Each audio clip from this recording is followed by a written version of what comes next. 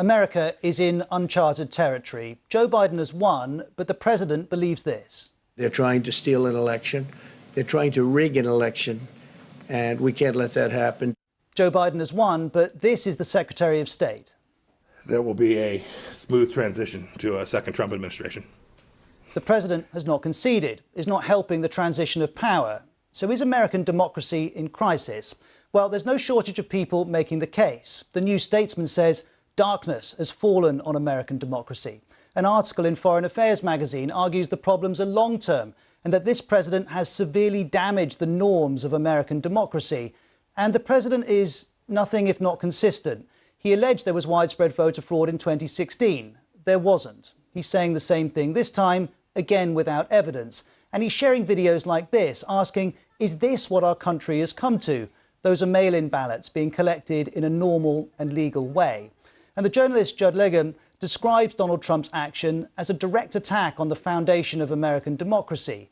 But are those actions having an impact? Well, we know some Americans no longer trust the system, and their words echo the president. There is questions about some of the irregularities. There's questions about the integrity of those results. I think there's a tremendous amount of fraud based on what we've actually heard and what we've learned from some reputable sources. Facebook has had to take down groups devoted to this, and we're seeing it on the streets too. Trust in US democracy is being eroded by the president and, crucially, by a slew of misinformation online. But for all that, the system itself is working. Here's the New York Times telling us election officials nationwide find no fraud. And that's in an election with record turnout in a pandemic. Then there's the media organisations which project the result. All of them, including Fox News, say Biden has won. And the vote counting has continued, despite the president's interventions. But just because the president says something doesn't make it so, and the system shows every sign of understanding that. There are, though, pressures within the system. And some say the way America chooses its president makes a crisis likely. The Electoral College system rewards wins in individual states.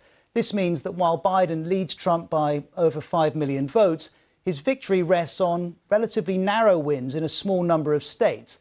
They give him the Electoral College majority he needs. And the MSNBC host Chris Hayes argues that's a risk, tweeting, "The Electoral College is just a disaster waiting to happen. Under a polarised country, it will keep stress testing the system until it actually breaks."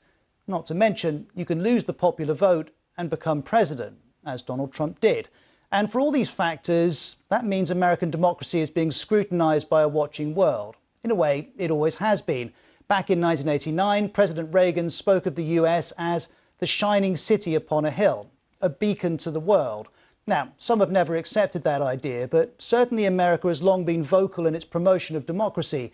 That becomes harder when the president and some Americans believe their democracy cannot be trusted. Whether that constitutes a crisis depends on whether those beliefs outlast the Trump presidency. History and 10 minutes on social media suggest they will.